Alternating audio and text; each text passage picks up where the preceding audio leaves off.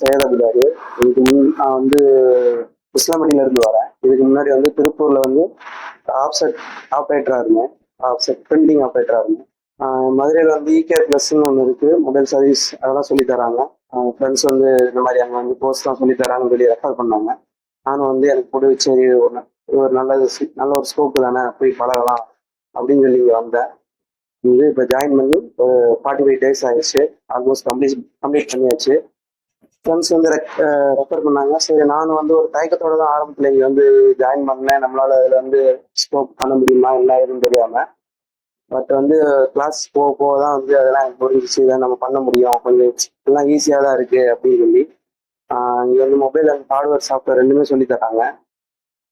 ஓரளவுக்கு எனக்கு வந்து ஃபுல்லாக ஓரளவுக்கு புரிஞ்சு வச்சுருக்கேன் நான். மேபி அது போக போக நல்லா ஸ்கோப் பண்ண முடியும்னு எனக்கு ஒரு நம்பிக்கை. ஓரளவுக்கு எனக்கு எல்லாம் ஒரு செட் ஆகி வந்துருச்சு.